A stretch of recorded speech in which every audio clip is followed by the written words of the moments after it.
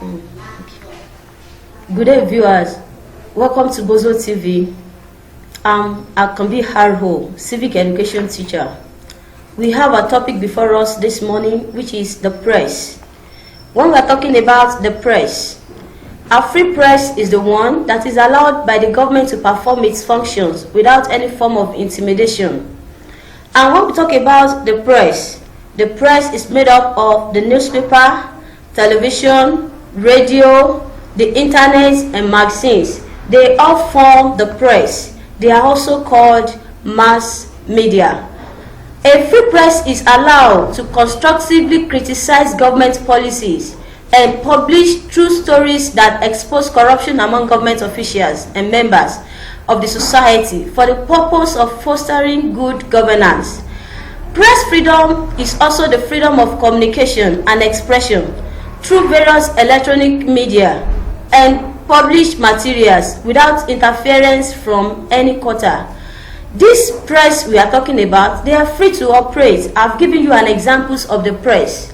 I said the newspaper, the magazines, the internet, and so on and so on. They are free to operate without any intimidation from any source, from either the executive or the legislature. They are free to operate on their own. And remember, I said another name for the free press is mass media.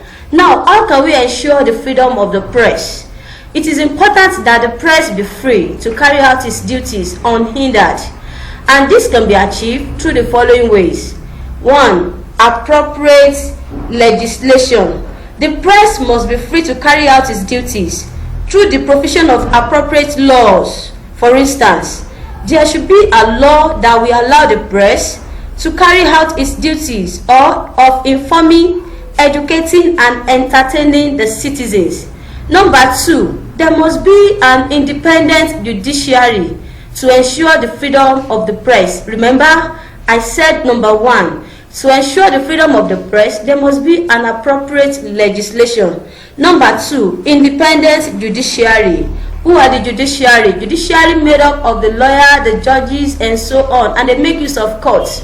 The judiciary, an independent judiciary, will be able to defend the media's rights to do its work without hindrance.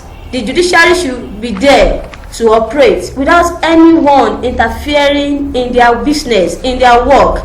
Number 3, Freedom of Information Act. This act, if properly adhered to, will go a long way in making the work of the press easier. This is because it is usually designed to enable information to be made available to the press when required. There should be a Freedom of Information Act. The press, the media people should have access to information. Then there should be punishment for erring media house. The erring media house should be according to the law and should not include a shutdown. There should be freedom for people to open new media houses so as to propagate new ideas and value. Also, the citizens should be ready to stand by the press and resist the ganging of the press. They should defend them in the society. Having looked at the way to ensure the freedom of the press, I said there should be appropriate legislation, an independent judiciary, then a Freedom of Information Act, and so on. Now, what are the contributions of a free press to democracy? What are the contributions of a free press to democracy? Number 1, it is expected of our press to provide information. I call it provision of information. This is one of the most important functions of the media. They provide an avenue through which the citizen gets sufficient information about government activities and policies and about the world affairs. It is the media that gives us day-to-day information about the happenings in our country and in the world as a whole. Number 2, they are to support democracy.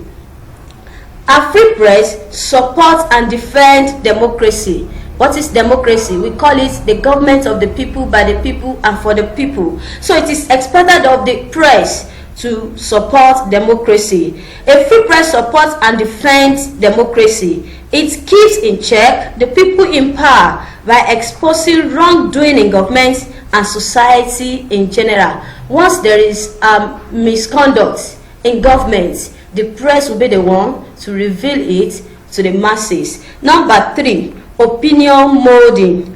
People hold different opinion on many issues. The press gather these views and tries to get out acceptable ones for the government to adopt. This is what is called interest articulation. It is expected of the media to gather the information, different opinion of people in the society before they come to the reality, before they pass out the information to the masses. And number 4, contribution of a free press to democracy is promotion of national unity.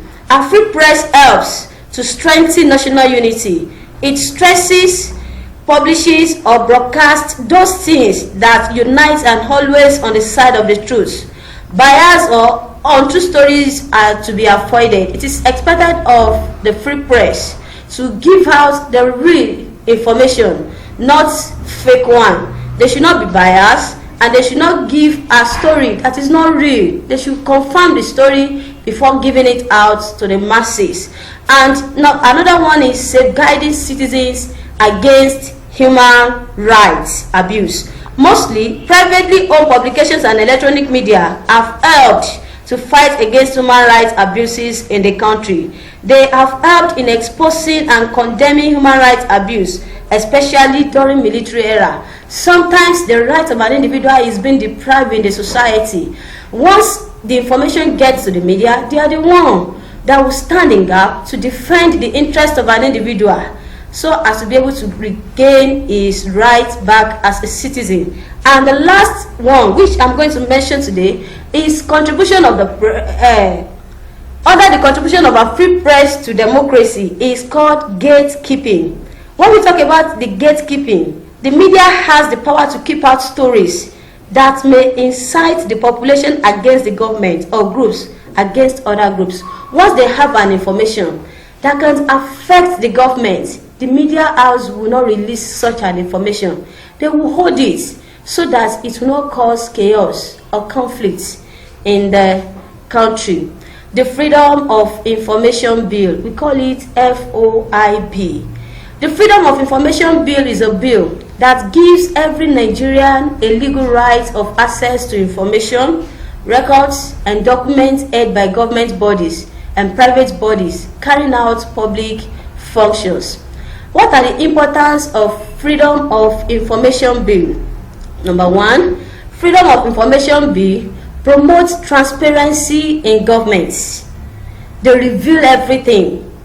They don't allow government to hide some facts or truth about their activities. Number 2 is to rid the country of corruption, malpractices, injustice, abuse of office, criminality, and the culture of impunity in our society. That is another importance of Freedom of Information Bill, to rid every act of corruption and malpractices. Number 3, this act seeks to entrench in our public and private lives the culture of accountability. The Information Bill is the one that checks the excesses of our government, and it enables them to be accountable to the citizens at the end of their tenure in the office. Also, it puts public office holders on their toes. Once they are to be accountable for what they have done during their tenure, it makes them to stand right, to put everything in order during their service period. It makes public officials careful about how they go about their duties. I believe today's class is interesting. Try to subscribe to our page. See you next time. Thank you.